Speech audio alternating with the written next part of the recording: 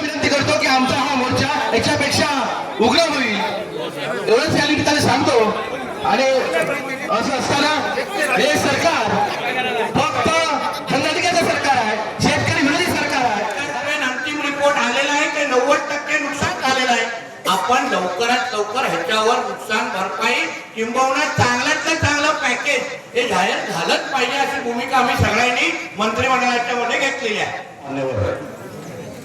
खरं तर गेली 3-4 महिने आमच्या कोकणातील आंबा काजू बागायतदार शेतकरी हा अक्षरशः झुरतोय, शासन दरबारी आपल्या गाराणा मांडतोय, परंतु या शासनाला आता कुठेतरी जाग आल्यासारखी दिसते। कुठेतरी शेतकऱ्यांच्या तोंडाला पानं पुसण्याचं काम या आर्थिक अधिवेशनात बजेटमध्ये शेतकऱ्यांना कुठेतरी फक्त जे 2025 पर्यंत थकीत आहेत अशा शेतकऱ्यांना 2 लाख रुपये कर्जमाफी। आणि मग ज्या लोकांनी नियमित कर्ज भरले त्यांची काही चूक आहे का? आणि ती जर चूक असेल तर तसं आम्हाला शासनाने सांगावं। गेले कित्येक दिवस 20-20, 25-25 फवारण्या करून सुद्धा आंबा बागायतदारांच्या नशिबात भोपळा आलेला आहे। शेतकरी हा या देशाचा कणा आहे आणि त्या कण्यावरच लाथ मारण्याचं काम हे शासन करते। त्यामुळे शासन आणि सरकार हे वारंवार आपल्या तोंडाला पानं पुसण्याचं काम करते, पण कुठलाही भरघोस मदत या ठिकाणी जाहीर करत नाही। त्यामुळे माझ्या या ठिकाणी तुम्हाला सगळ्या शेतकऱ्यांना आवाहन आहे, जोपर्यंत आपल्या सगळ्या मागण्या पूर्ण होत नाही तोपर्यंत आंदोलनाची भूमिका सोडायची नाही। बरोबर आहे?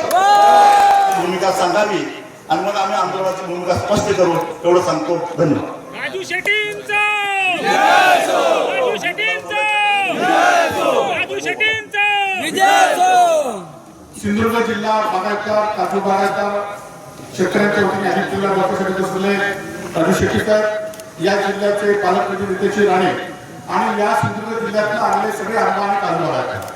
खरं तर असं संकट याआधी कधी या सिंधुदुर्ग जिल्ह्यावर आलं होतं आणि आज तरुण शेतकऱ्यांना खरोखर धन्यवाद दिले पाहिजे की त्यांनी ह्या ठिकाणी आवाज उठवला आणि या आवाजाचं रूपांतर या एवढ्या मोर्चामध्ये झालेलं आहे। मगाशी राजू शेट्टी यांनी सांगितल्याप्रमाणे ठोस सरकारने भूमिका घेतली पाहिजे। या सरकारकडे या शेतकऱ्यांनी कधी मागितलं नव्हतं। आज इन्शुरन्सच्या माध्यमातून जो काय आपल्याला मदत मिळते त्याच्यावर आपण समाधानी होतो, परंतु इन्शुरन्सचे फिगर अजूनही आपल्याला दाखवून आलेले आहेत। काल जिल्हा बँकेने जे व्याज दर सवलत दिली आहे ती पण जे भरणारे शेतकरी त्यांना दिलेली जाहीर केली आहे, परंतु आता शेतकरी हे व्याज मुद्दलच भरण्यासाठी शेतकऱ्यांकडे पैसे नाही आहेत आणि त्यासाठी सुद्धा सकारात्मक भूमिका आपण घेतली पाहिजे। हा खरं तर मोर्चा हे आंदोलन व्यक्तिविरोधात किंवा कोणाच्या विरोधात नाही आहे, तर हा शेतकऱ्यांचा आक्रोश आहे।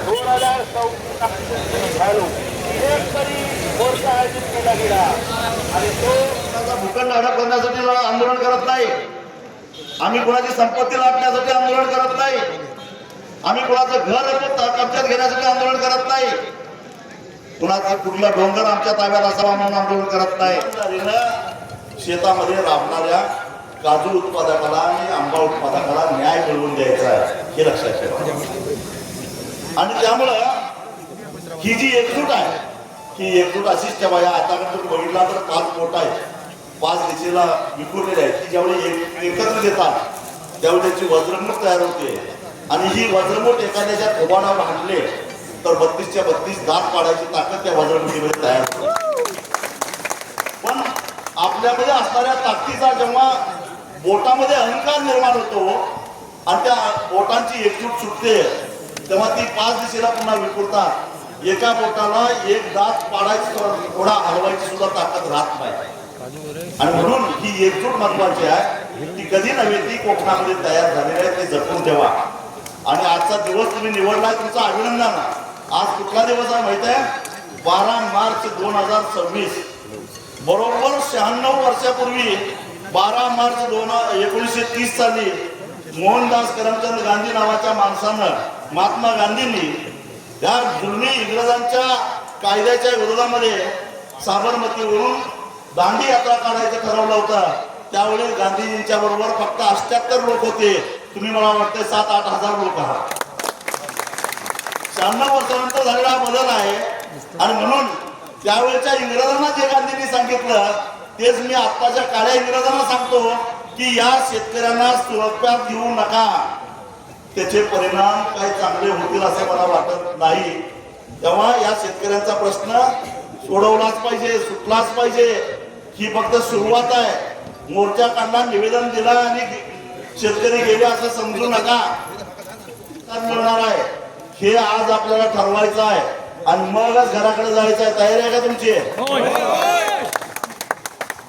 सविनय सत्याग्रह करू, परंतु रक्त सांडू परंतु मागे हटणार नाही. ही भूमिका प्रत्येक शेतकऱ्याची असली पाहिजे.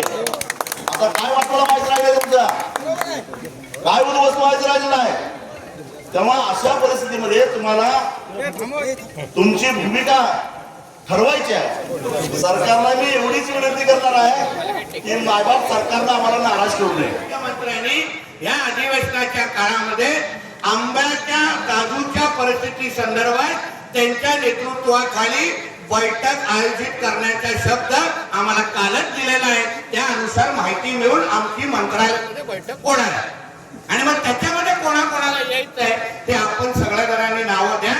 आपण त्या बैठकीमध्ये जास्तीत जास्त प्रतिनिधी आपले आणण्याचा प्रयत्न करू, जेणेकरून सरकारपर्यंत एकदा तीव्रता पोहोचली जेणेकरून आपल्याला काही मागे पुढे बघण्याची गरज लागणार नाही.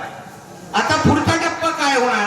एकदा 90% नुकसान कळलेलं असल्यामुळे आता वैयक्तिक प्रत्येकाचं नुकसान किती झालं, उदाहरण यांचं किती, किरण टेंभुरकरांचं किती झालं, मनी दळवीचं किती झालं, सतीश साहेबांचं किती, प्रत्येकाला नुकसान भरपाई देण्यासाठी आता जसं यांनी पर हेक्टरी मागणी केलेली आहे, झाडाच्या मागे मागणी केलेली आहे, ती ठरवण्यासाठी जेव्हा ती टीम येईल तेव्हा आपल्याकडून जी जास्तीत जास्त आपण सहकार्य केलं तर प्रत्येकाला जास्तीत जास्त नुकसान भरपाई देण्यासाठी आपल्याला काही अडचण नाही. एक तुम्ही डोक्यात धरा, सरकार नाही बोलत नाहीये. आम्हाला जी नुकसान भरपाई द्यायची आहे ती उद्या आम्ही कमी दिली तरी आपण भरणार की आपला राज्य निश्चित आहे, कारण नुकसान तर झालेलं नाही. आम्ही कोणच बोलत नाही, कोण खोटं बोलताय, उगाच पैसे मागतायत असं कोणच बोलत नाही. म्हणून प्रत्येकाला नुकसान भरपाई मिळवायची असेल तर व्यवस्थित पद्धतीने सरकारी जे अधिकारी येतील त्यांना आपण सहकार्य करायचं. काही कमी जास्त असेल तर मी बसलो तर इथे नेहमी आमच्या राजू शेट्टी साहेबांना त्रास देण्याची तशी गरज नाही. आम्ही सगळे सक्षम आहोत तसे, जेणेकरून उगाच ते कोल्हापूर येऊन सगळा आपला त्रास करून घेणार हक्काने सांगू शकतात आम्हाला. आम्ही काही आणि त्यांनाही विश्वासात घेऊ. शेवटी ते मोठे नेते आहेत, देश पातळीवर खासदार म्हणून काम केलेले नेतृत्व आहे. म्हणून त्यांचं मार्गदर्शन, त्यांचं सहकार्य आपल्याला निश्चित पद्धतीने गरजेचं आहे. आणि म्हणून मी आपल्याला विश्वास द्यायचा, इन्शुरन्सच्या संदर्भात कोणते विषय आहेत, अन्य जे काही विषय आहेत मी तुम्हाला सरकारच्या वतीने मी विश्वास देतो. सरकार कुठेही कमी पडणार नाही. लवकरात लवकर तुम्हाला मदत देऊ. शपथ घेतो की शेतकऱ्यांचे लाचारीचे जगणे संपवून त्यांना देशातील इतर नागरिकांप्रमाणे सुखाने व सन्मानाने जगता यावे याकरिता शेतीमालाला रास्त भाव या एक कलमी कार्यक्रमासाठी संघटनेचा पाईक म्हणून मी सर्व शक्तीने प्रयत्न करेन. या प्रयत्नात जात धर्म पक्ष पंथ भाषा इत्यादी कोणत्याही भेदाभेदांचा अडथळा येऊन देणार नाही. शेतकरी